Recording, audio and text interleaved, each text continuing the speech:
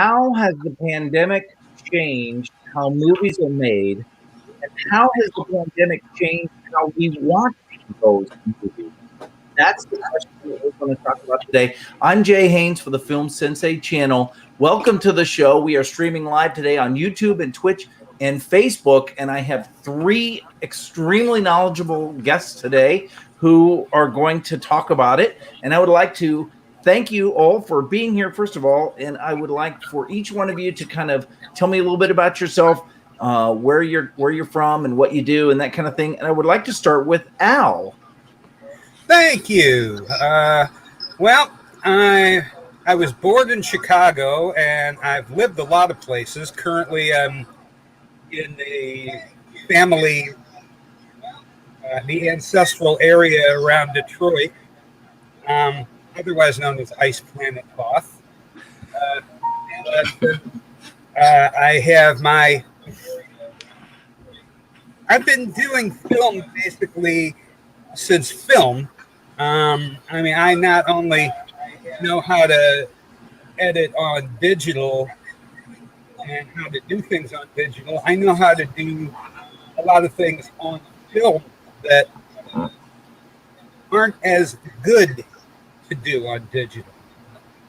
But I have my degree from Wayne State University here in film. It took me a while to get it, but that's just the way of things.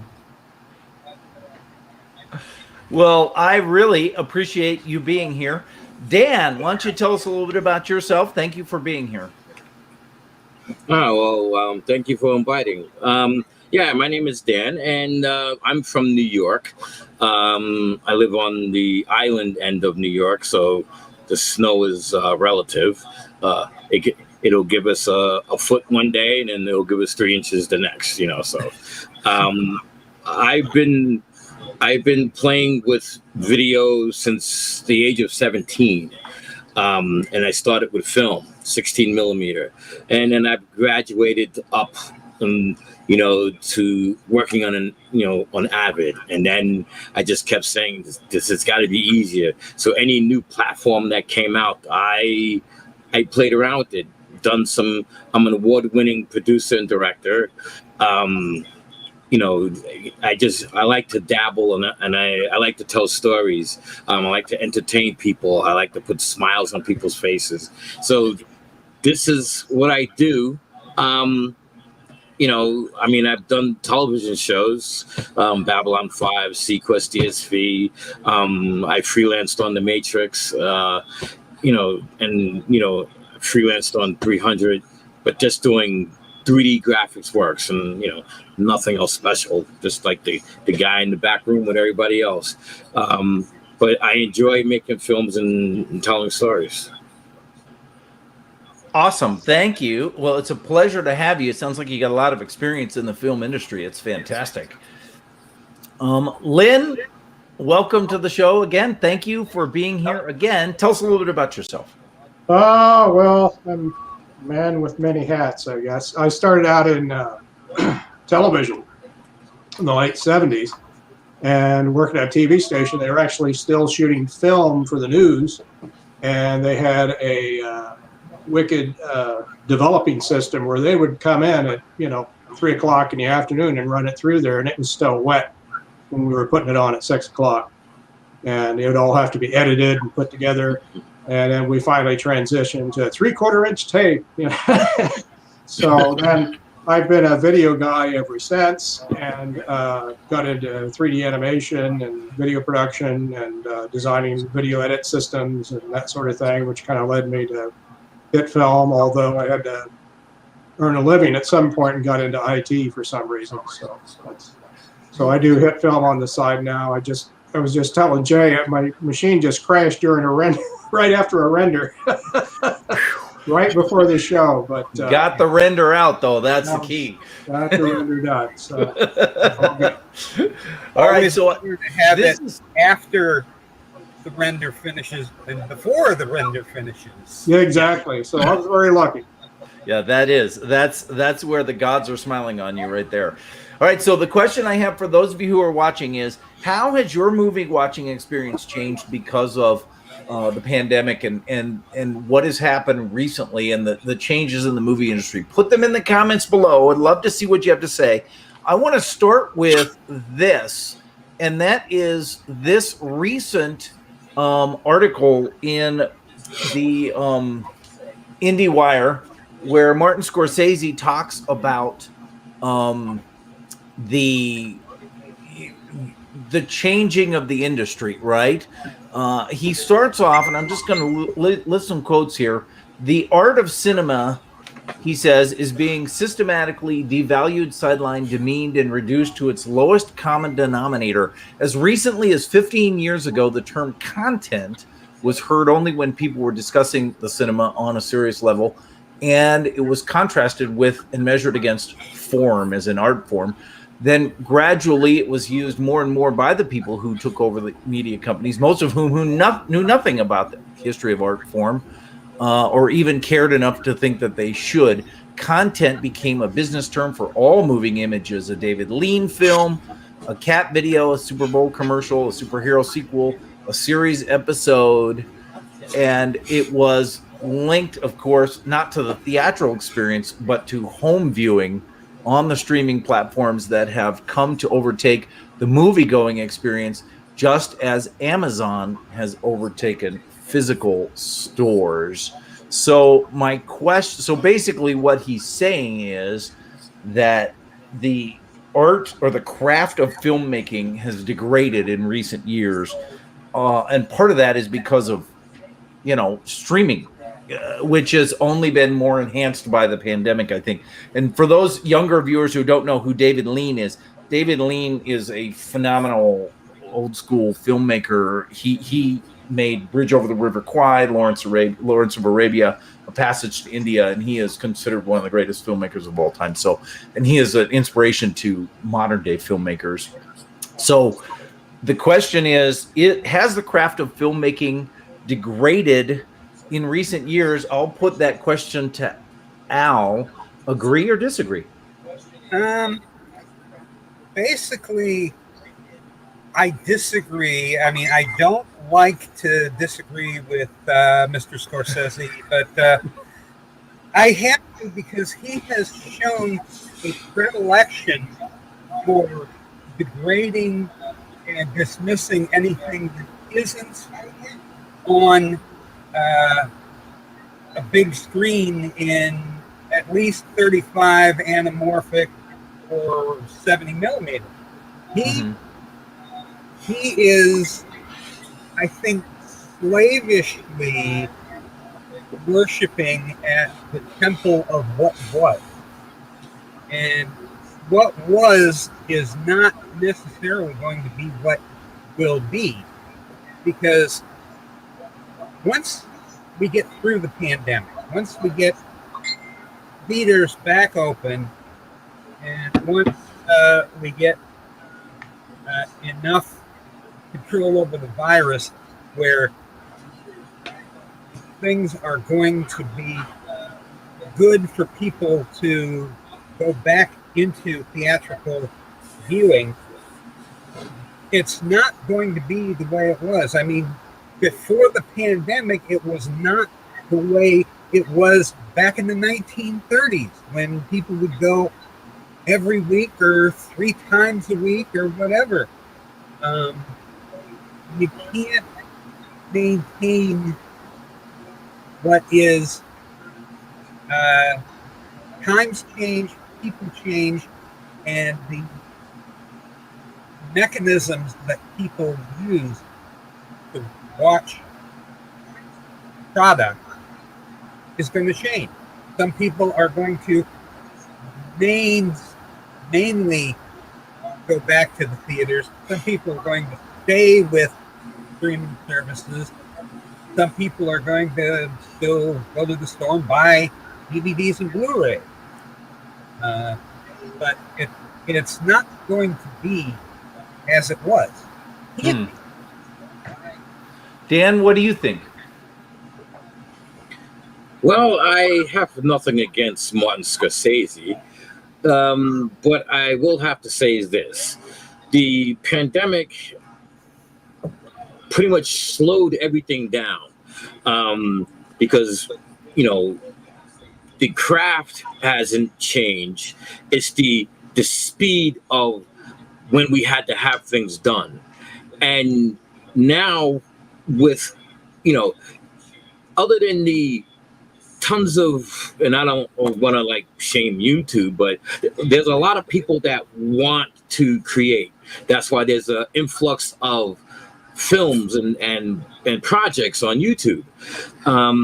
Because this pandemic just pretty much gave everybody an opportunity. The digital age gave everybody an opportunity to partake in filmmaking. There's some people like ourselves and other people who take the pride into building something, to putting something together, put the building blocks together. And then there's some people that would rather run around with a cell phone. But the true craft is the people that actually take the time to actually put it together. And I see more of that happening on the independent level than on the film level. I mean, we had our moments when we all first saw Ben-Hur, when then we all saw the Charlton Heston movie, when he was playing Moses. We saw that the creation of filmmaking. Then all of a sudden, E10, Star Wars, there's an evolution that's happening, but the pandemic slowed it down so we can enjoy this evolution. And that's pretty much my pick on what's happening right now. Very cool. Okay. Lynn, has the craft of filmmaking degraded, do you think? Agree or disagree? In regard to the comments by Mr. Scorsese, who I do not know, so these are the same things that were said when television came out in the late 50s, is that it was going to ruin the movies, that it's the lowest common denominator, it's crap, it's crap, it's crap, it's crap. And yet some great television has been made, since then. Some great stories have been told. There's been great series. So all this is the streaming side of it was started by Netflix. And as soon as they started producing their own content, to borrow the phrase, then the door was open. And the pandemic just forced the business to change their business model, because you still got to deliver. And if you can't deliver to the theaters, how are you going to deliver? So you're going to deliver through a streaming service, because you have to monetize what you're doing to get your money back.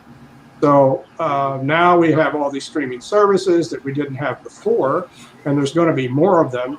And in the old days, it was broadcasting. Now it's narrowcasting, and it is narrowcasting to the point where you watch whatever you want, that maybe you're the only person that sees.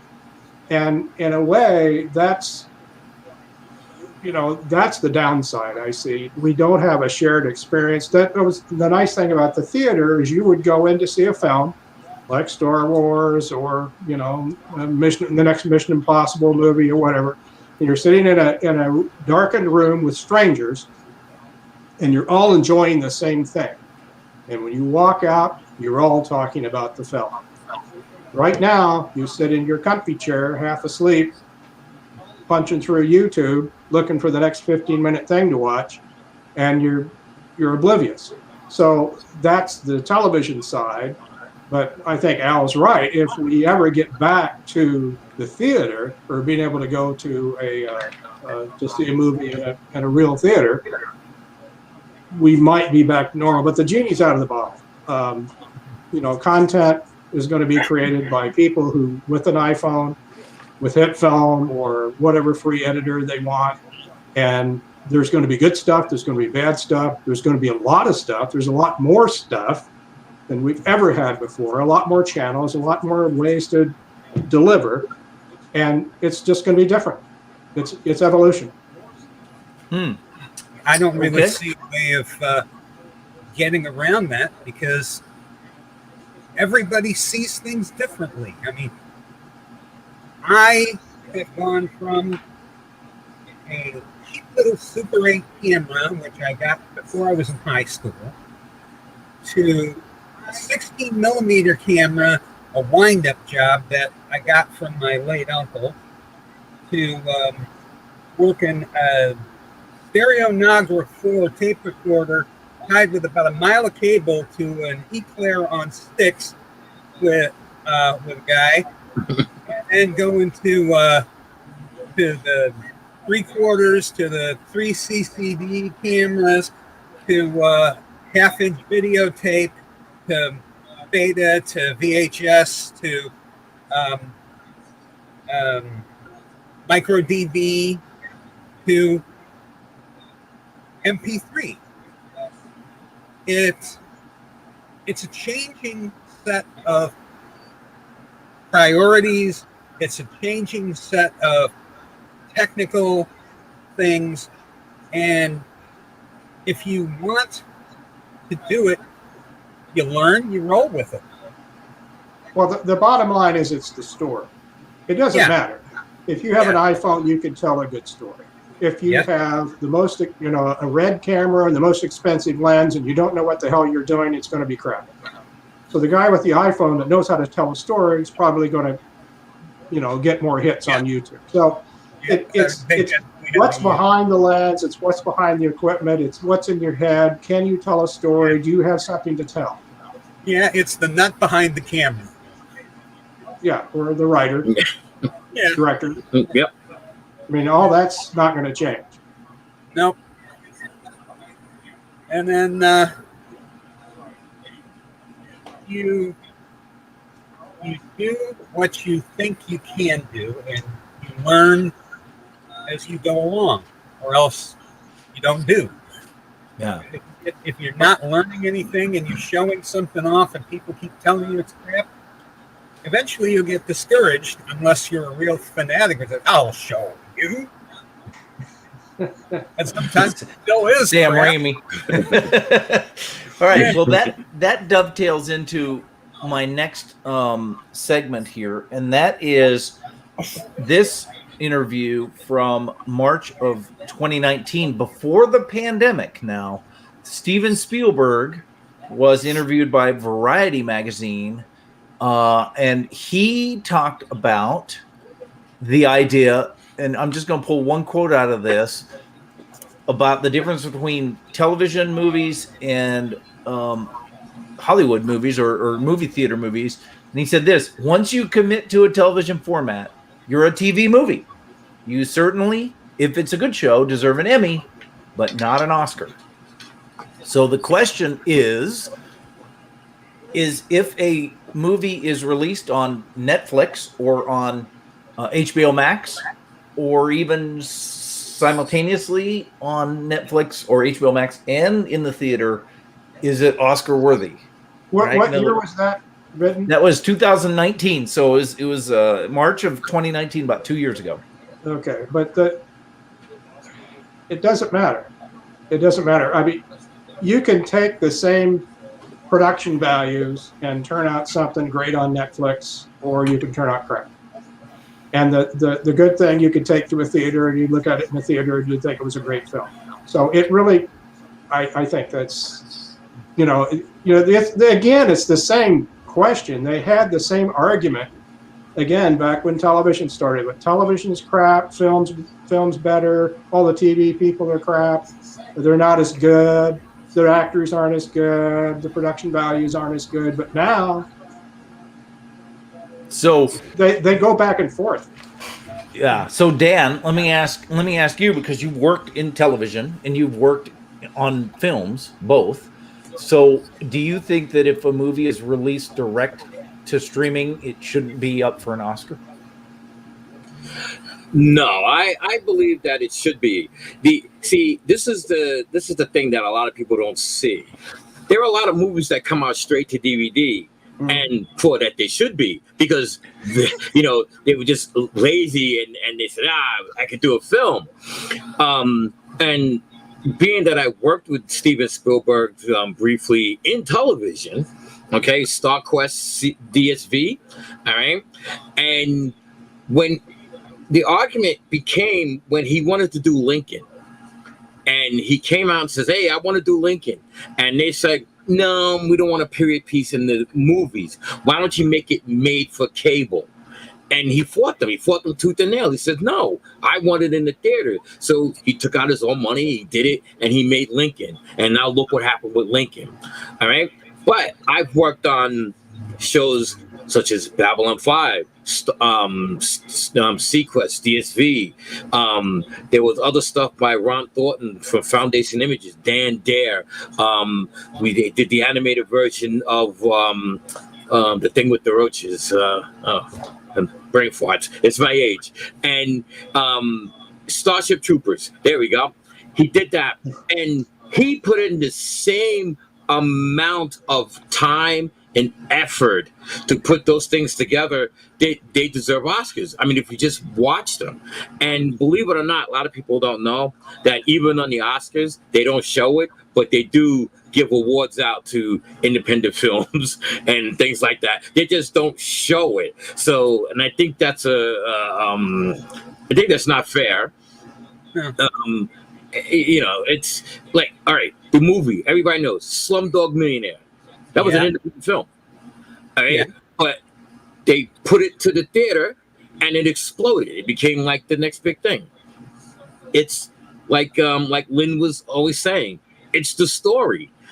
No matter what you do, if you put a good story and you put the foundation behind the story, I think you would have an Oscar-worthy film. If you're lazy, says, I can do this with my iPhone. You know, there's a sense of skill with movies that, you know, really carry through. And even though the iPhones do it, I got nothing against them. I kind of own one myself, but not the new one. But I wouldn't take that, put it on some sticks and say, let me make a film. There's a sense of quality. And a lot of people don't know that. And I think it's up to people like us to educate the people and get them to understand, you know, and they may love the movies better. When I go to the theater, they make twice as much off of me because when I go, I'm too busy breaking it down. Oh man, I saw that effect. Oh man, they could have did that. Oh, they could have rendered that long. And then I have to go back the second time to enjoy it. Yeah. You know, yeah. I'll do that.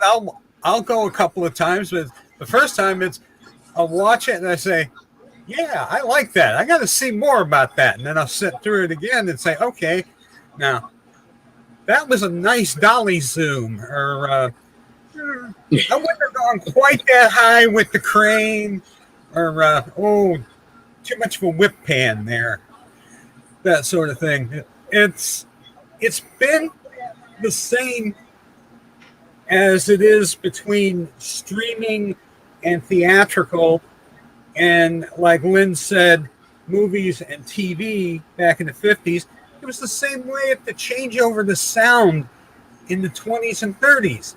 I mean, people said, no, silent pictures, they have achieved almost perfection.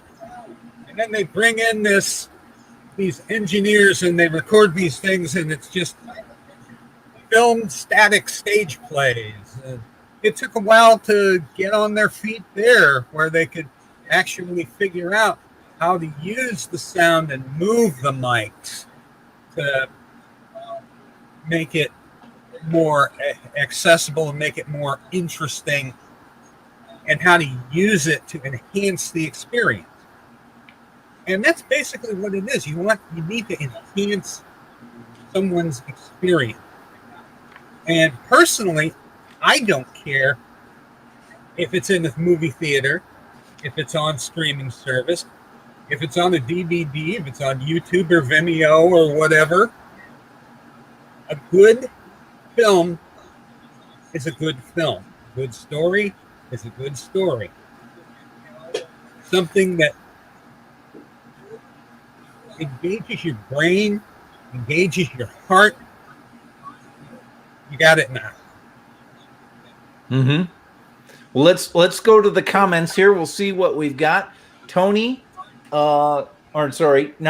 Greg from Gray Motion says, today's movies, remake. Nobody has a fresh idea. Agree or disagree? They go with what makes money. You know, it's Yeah, all but about see, that's the thing. See, that's the thing that's the issue that I have with Hollywood. That's the reason why I became an independent artist, because I've worked with people in the beginning, Spielberg and Lucas and everything, and the original stories, okay, and it's brought to you beautifully. And then we get the new people that come in, and they was like, okay, we don't have to work as hard. Why don't we just make a version of what he did, because we know it works. And I believe that that's more of a money thing than it has to do with a creative thing, because I've seen some stuff from, especially you know, Mr. Film Sensei. I've seen some awesome stuff from you, and I'm like, wow, if you can teach people to become original and tell original stories.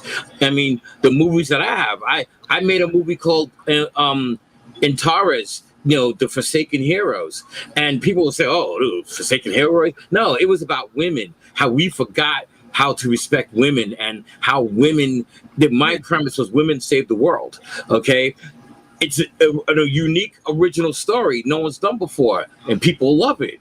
But then if I kept doing another, you know, another Snow White and another version of Snow White, and then I make another, just change the name, people will get bored. People want fresh content. So I understand what Gary is saying, but it's up to people. That's, you know, I used to have a shirt that says stop itching and start a revolution. Basically, if you don't like it, hey, let's do something. Let's take advantage of this slow down period, and let's create something awesome. Yeah, And let's make it Oscar worth. Yeah, it's like the most of the executives. I do try to keep up on news of the industry, like Variety, Hollywood Reporter, and that. And it seems to me that most of the executive level people in the studios right now have all come up through the agents bracket, agents and representation, and they only know what worked and want it to work again. And if it did this once, it can do this again, and it can do more and more and more. And that's not what makes for good movies. You gotta think. You gotta find something that engages the character with the person who's watching it. Something they can identify with, or something that pisses them off enough where they're going to watch it to see if the guy gets his just desserts. But Right. you have to do something that, like Dan said, that nobody's seen before, and like it's not just same old, same old. Somebody's saying hi to you, Dan. No, okay. Now, another thing I want to mention is, you know, it's like what we're doing today. We're here on YouTube. We're talking about the differences and how things were done, and you know, back in the day and now. Me, I don't see a real difference. All I see is evolution. To make the craft, to make the craft easier to do, but then we could tell better stories. We can make this. There was movies that we've seen today that couldn't be made yesterday, you know, and now they're able to be made. So in fairness, you know, we should be saying, hey, yeah, we may not have been able to do it yesterday. No one had the technology at their fingertips yesterday, but now we do. And I decided to take that step forward and to put my money where my mouth is. So there's a lot of people that have ideas, that have stories, and basically I made a way for them to express their stories, tell their stories. So when people seen the same thing from Hollywood, now they can have another place to go. And just briefly, I started this platform called flux fusion streams. With that, people can, put their films up. I even have films from the Blender Foundation up there. I have games up there. I have music. So these are things that I now opened up. So if you don't have to be stuck now watching something that's repetitive and your viewing experience has changed, you can now go to any platform such as mine, YouTube, or anybody, and watch content that you're interested in.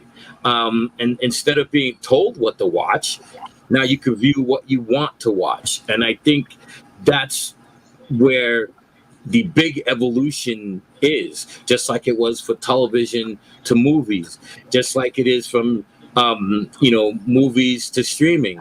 We have to do the same amount of work. Nothing changed. We just have the technology to make it better and to expand our stories. And that's where I am today. And I believe people like us should be the ones to spearhead that, that in there. Show people how to do the great things. Show people how to tell their story. Have them advance their story.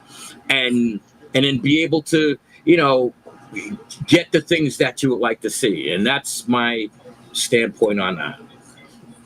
Yeah, I agree. I mean, it is a lot easier to do some things now than it was back when I started.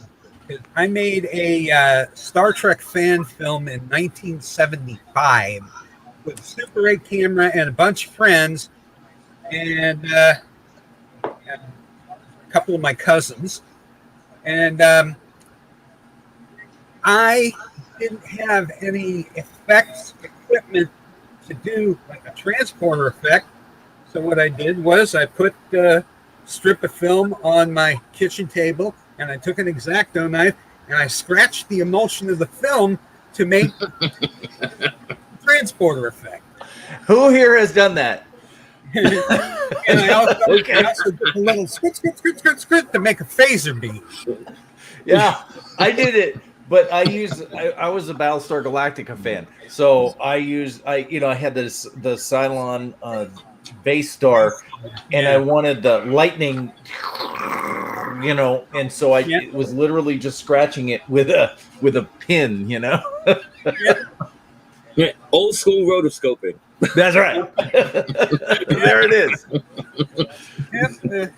And you have to be very careful with the tip of the number 1 X-Acto blade because I ended up... You didn't want to make a hole. I ended up doing something else and I had a whole knife hanging from my finger. Oh, no. Yeah, don't do that. Oh, yeah. That was too exact. Yeah, that was not exact what I wanted to do. And it didn't hurt until I took it out. It's a lot easier now with digital editing, using the tools that we have available. You might get a paper cut, from your keyboard maybe, but not anything beyond that. You're not taking your life into your hands with those X-Acto knives. Yeah. Yeah, or slopping over glue, film cement onto your hand and trying to peel your fingers apart. Yeah. So Phil says, if you want to see some original films, you should look internationally, especially India and Asia, where archetypal stories are based on different cultural stories. What do you think of that? Agree or disagree? I agree. I've seen some awesome stuff come out of India and Asia. Yeah, a lot of the Bollywood stuff. If you look at that, it's totally different cultural reference point, and you can just kind of open your mind a little bit and say, "Hey, that's cool. I like that." Well, you got to open your mind a lot. They defy the laws of physics. Well, they're great. They're only laws that they're obeyed. But you know what? It's all about entertainment, and I gotta say, it's really entertaining. It's so much fun to watch. Yeah, and then it's watching things like the Turkish Superman movie. Yeah, that yeah. So here's my third segment. This is an article that Mike Miller sent to me in relationship to this show, and he can't be here, but he wanted to contribute in a little bit of a way. And basically, what this article says is it talks about the new visual effects approach for film production, which has proved its worth in the new Star Wars franchise, The Mandalorian, as inspiring production companies in China and Hong Kong and elsewhere to experiment with technology in hopes of making it mainstream for future local productions, etc., and so on. But what they do is they film in front of a giant LED wall that could project an imaginary world as one that appears real to the audience, and it's known as virtual production. The digital background is generated in real time by a powerful computer gaming engine. We all know it's the Unreal Engine, allowing filmmakers to combine live action footage with visual effects in real time, and that this is going to revolutionize filmmaking because real world settings can literally be replaced, and there won't be a need to spend a lot of money to go out into the real world and do these things. And this could really democratize how films are being made and make it available to people all over the world to be able to make or tell their stories. Do you and that specifically talks about talks or speaks to what all three of you have said, which is the tools are changing and they're actually getting better. So agree or disagree? Do you think that this is going to make films better in the future? Well, I agree, and here's the reason why. Because I dabbled in, virtual productions. It was a time before it even became a word that I was trying to figure out, like, wow, these video game engines could do a lot. How can we get this into the film? We've always been trying to look for the faster way of getting it done. And then the guys at Disney, Jon Favreau, and everybody made The Mandalorian. And I don't think it's going to do anything big because we're expanding on something that we've been doing for years. It's called rear projection. All right, you project something like they do with their driving shots when people are driving and the cars are. That's the front projection, the rear projection. We basically putting something there to interact with the live scene, and the Mandalorian just took it a step further. They made screens big enough to they do so much with that. They get their lighting information. They get everything from this rear projection or front projection. It is, and it's awesome, and it makes for filmmaking a lot easier. And that's one of the things I was saying. We take what we know, and then we expand on it. People think it's new, but it's still the same thing.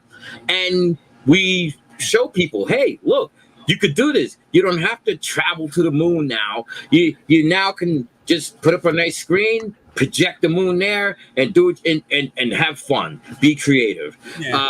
So I agree. And I'm sorry I bogarted the question. Well, you're not bogarting the question. You're answering the question with your thing. And I was just going to drop in like the big thing that, yeah, Stanley Kubrick did fake the moon landing with film. Just, he's such a realist, he wanted to actually go to the location to do it. Well, the thing where this is going to make a change, I think, is everything's in camera again. So you have like First Man. I don't know if you remember seeing that. That was like one of the first uses of the LED wall. And they had the X-15 model with the pilot sitting inside, and as it pitched around, they got the reflection from the scene in his helmet that would have been almost impossible to do after the fact, and that was all in camera. Plus, the actors now can see the environment that they're in and standing in front of a green screen and trying to imagine, oh, that dot, that's the mountain that's about to explode and kill the village below. They can actually see the entire environment, plus the fact that it's now locked to the camera motion, So when the camera moves, the environment moves, the actors move, everything's in sync. So this all goes back to motion control, which is how I got into 3D animation through Wavefront, because the camera in Wavefront was the motion control camera software that they used to shoot Star Wars. So all of this is, like you say, it's all new stuff, but it's what's new, what's old is new again. I mean, we're doing kind of the same things like rear screen projection, except now it's locked to the camera. And front screen projection, Spielberg did that in 2001 with big walls of Scotch light sheeting, the one that reflects back 90% of the light you shine on it from the projection, and anything in front of it, it dulls it out, so it self-mats against the background, so you looks like it's right there. I mean, that was done in the 70s by I can't remember his name. I think he's ended up in special effects, but it was a Dykstra? I saw in a film festival at a science fiction convention back in the 70s. It was Rod Flash Saves the Universe or something like that, where running around and zaps the big Tyrannosaurus Rex dinosaur, and then the end of it, the T-Rex was a stop motion model, and then the T-Rex ended up doing Singing in the Rain, song and dance, the singer Gene Kelly, and it was hilarious, or something like Mike Jitlov. Mike Jitlov. If you haven't seen any Mike Jitlov, hunt it down. He's amazing. And he was doing this all with like 16 millimeter cameras and just stop motioning everything. So if you're in the audience and you have any comments you'd like to make or questions you have, throw them out there. Where do you gentlemen think that the technology is going in the future, and how is that going to affect filmmaking just in general? How do you think films or movies are going to be made and consumed, say 10 years from now? Lynn, I'll start with you. It's all going to go direct to your head.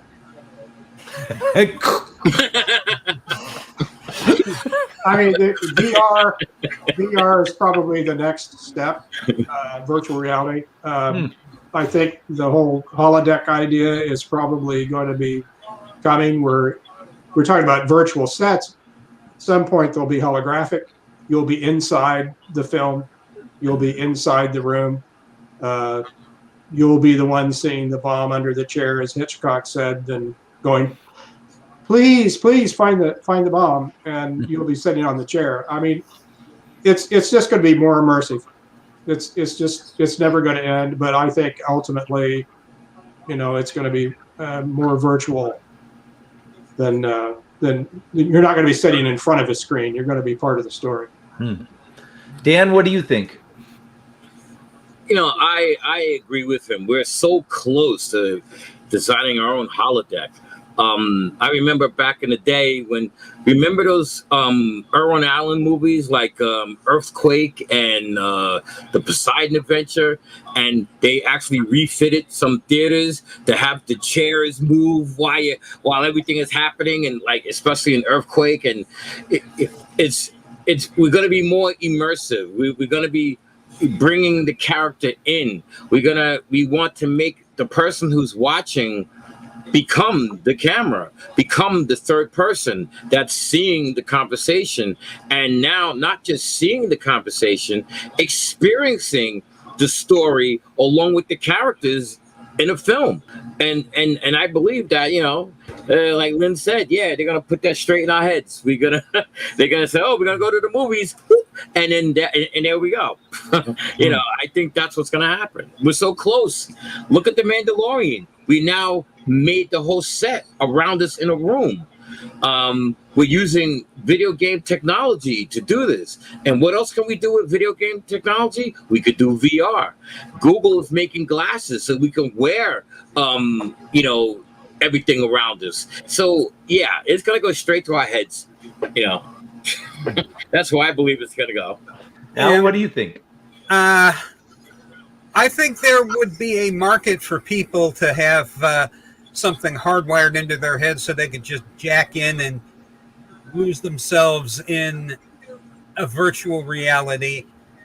I'm not convinced of it at this point, but then my opinions do not control. But I'd say it is entirely possible that the VR and AR and all the rest of it is going to develop to the point where, you're going to be fully immersed in the program.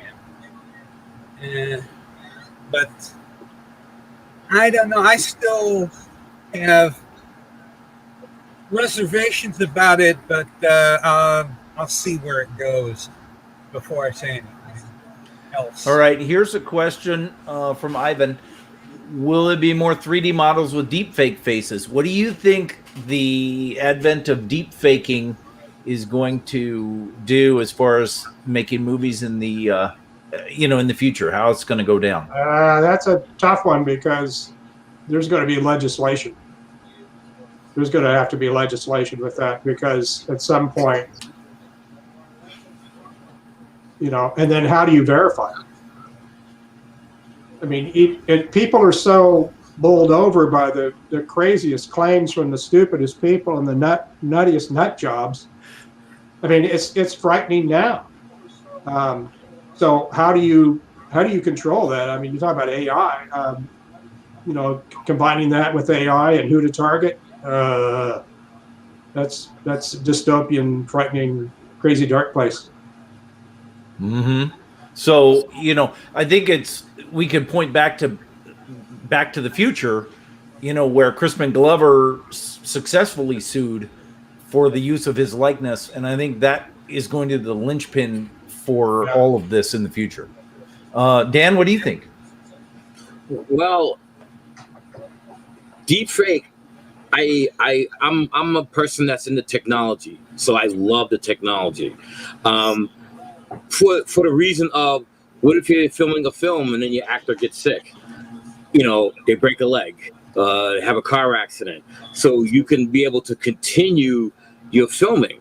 But at the same time, because you can do that, you can manipulate people thinking that somebody said something or did something and they really didn't do it. So it's like a scary yet happy thing. And Lynn is right. There is going to be some legislation in. There's people.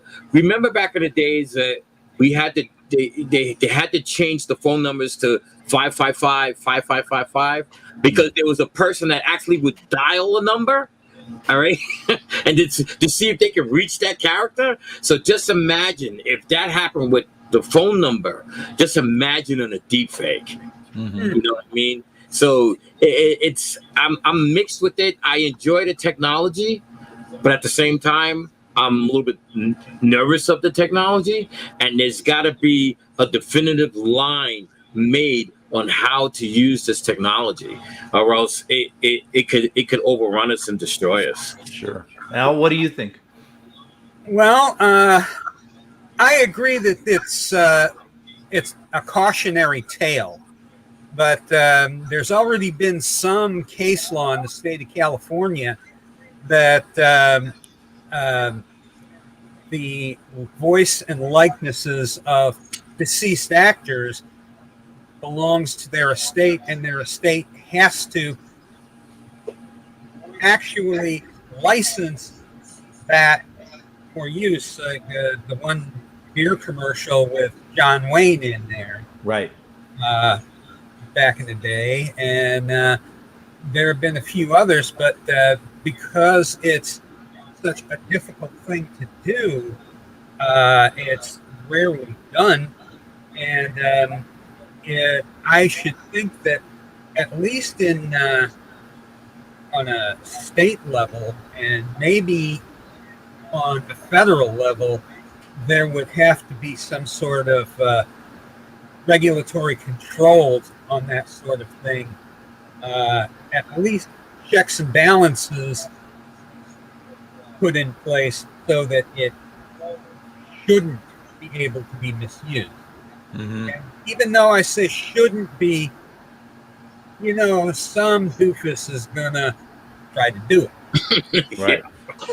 Yeah. Well, and you know, I mean, you can go to, you know, South Korea and buy a T-shirt that says anything you wanted to say. You know, it's got a logo, anybody's logo. You know that you could spend, you know, hundreds of dollars on Nike shoes here in America, but then you go to South Korea and they're $5. You know, and you get the Nike swoosh on them.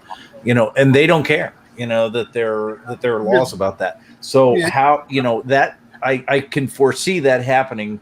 Where in other places they're gonna be like, "Who cares what they say in America? We're not in America." You know? So.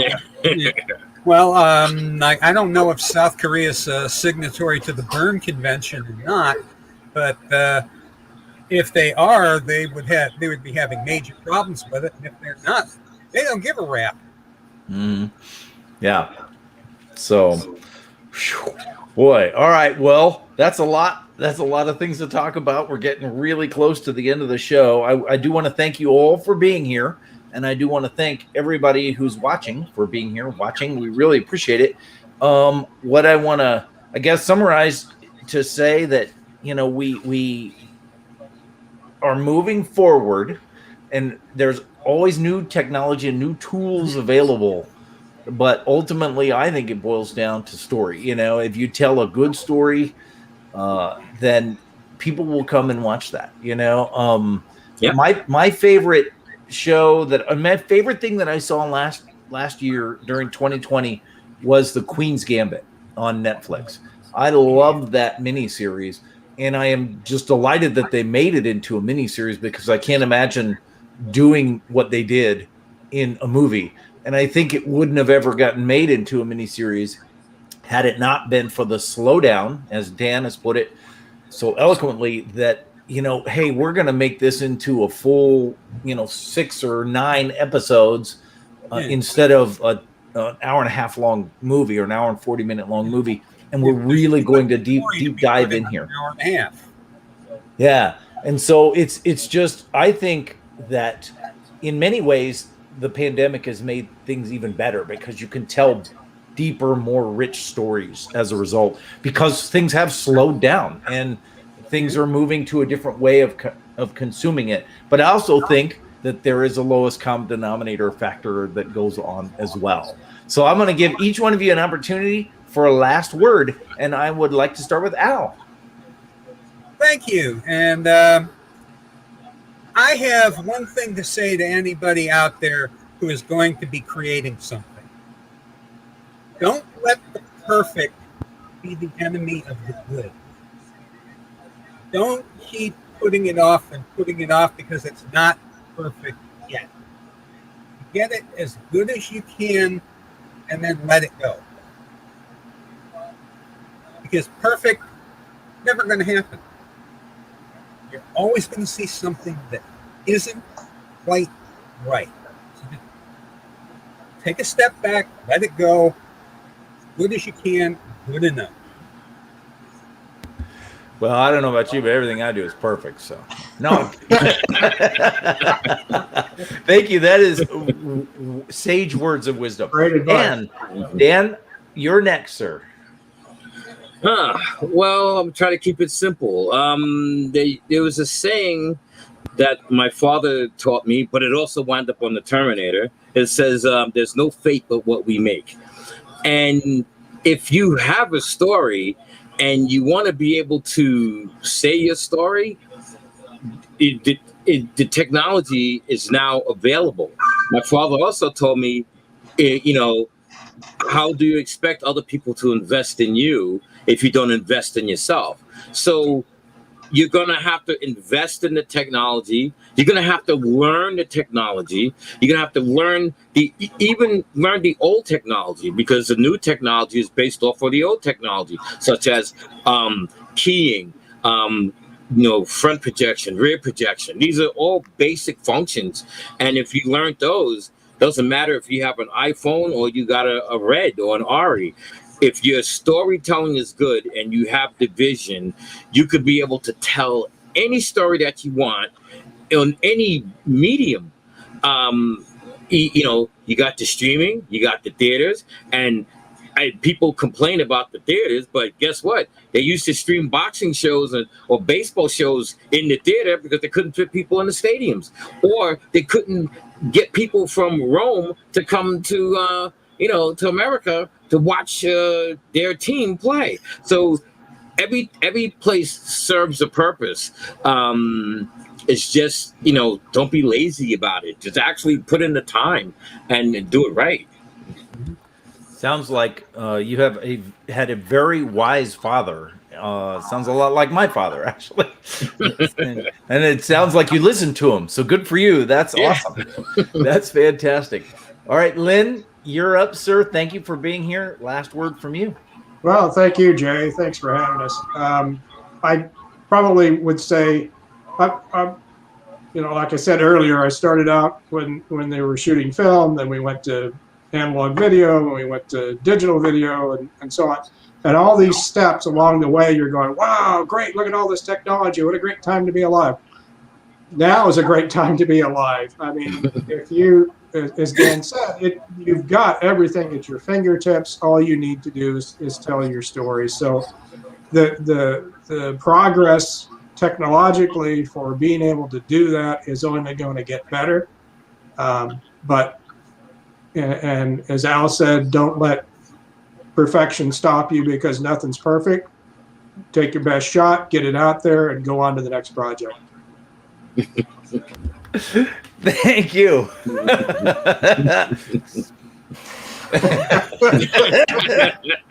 All right. Again, I want to thank all three of you for being here. I think it's been a great conversation, and I know I learned a lot from you guys because you, obviously, all three of you have a lot more experience in the business than I do. So I really appreciate you coming on the show. It's just fantastic that you're here, and hopefully everybody who watched got an opportunity to learn something as well. So I do want to mention that next week's show, I will have Mike Miller on, and Mike is going to talk about all of the new material shaders that are available in Hit Film 16.